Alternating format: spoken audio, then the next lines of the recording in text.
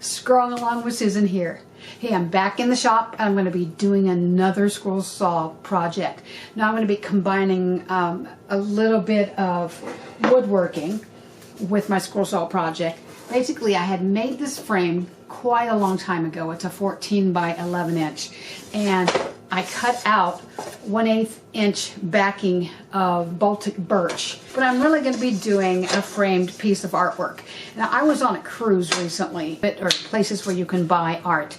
And this gentleman had cut out fairly simple shapes and painted them with a very, like an Andy Warhol type background. And I thought, I can do that. So I'm going to give it a try. So I have an Artistic Intarsia Projects book that I bought. And in that book, there is this cute little elf, hopefully you can see that, underneath a mushroom. And I'm not going to do Intarsia, I'm going to be doing segmentation with it and then rounding over the ends. We're going to see how it goes. I have cut a piece of 3/8 inch Baltic birch plywood. Now, when I round over the edges, yes, it will expose the plywood, but it doesn't matter because I'm going to be painting it.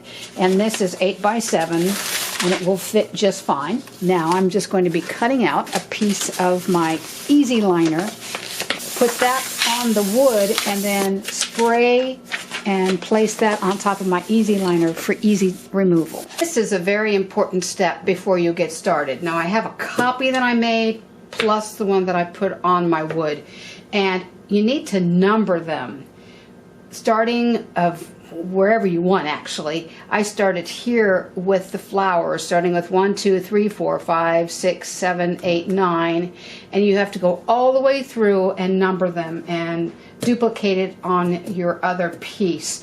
When you are done cutting each piece, you're going to be flipping it over and also putting the same number on the back. That way it's not confusing when you're piecing them all together. The last thing I want to talk about is the entry hole.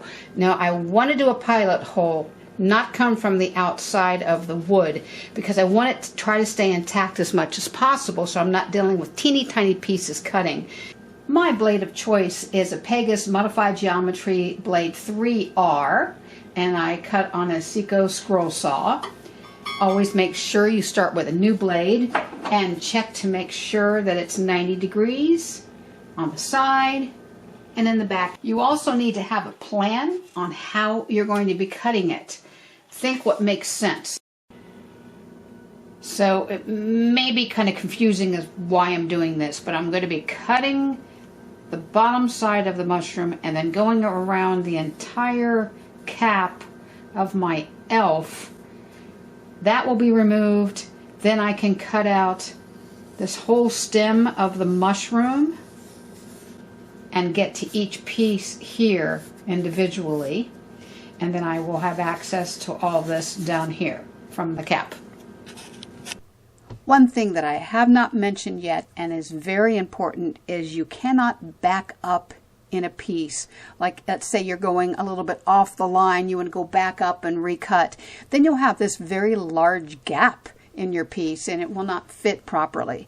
So if you go off the line, you just slowly get back on the line. The most important lines are where they connect to other pieces, and there you want to try to get as straight as possible. But if you go off a little bit, that's okay. And the other thing is the speed of your machine. I set mine at about 75%, but it really doesn't matter, whatever you're comfortable with. Whenever you're cutting the pieces out, you always want to try to go with the flattest area. I'm not going to cut these pieces off yet because I still want my whole piece there so I can use it for turning and maneuvering. I have come this far into my project. I've got about, I don't know, a quarter of it left. But I noticed I was pushing a little bit with my blade, which means my blade's getting dull.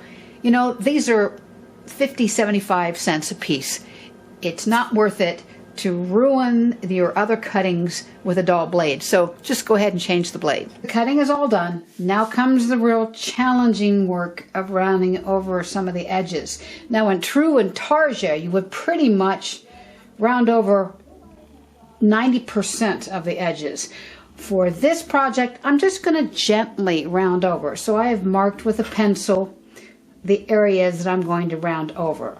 Now you can use a Dremel tool, or you can use any various type of sanders or hand sanding for rounding over. I'm going to be using this tool. Now this is a Delta variable speed bench grinder, and I purchased these special round sleeves and the kit to go with it from Judy Gail Roberts' studio. And I believe this is a 220 grit on here. And I'm going to do the larger pieces with this. Make sure you wear a mask.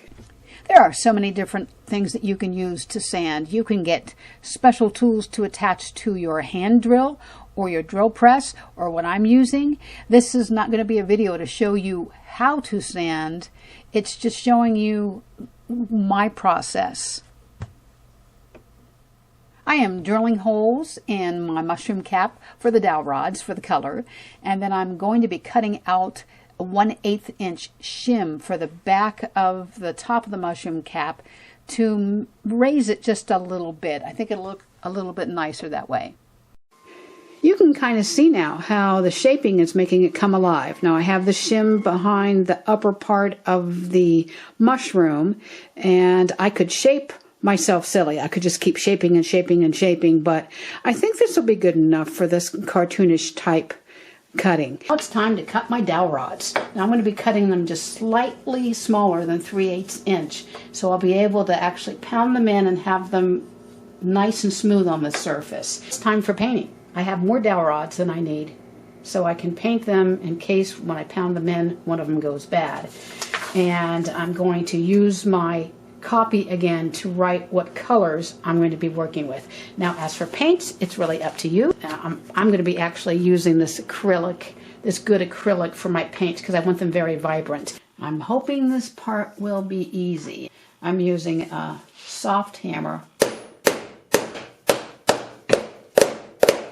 It turned out okay. It looks like I have a couple spots that I need to retouch. Now it's time to figure out what I'm going to do with the background. Paint that and then glue it all in place.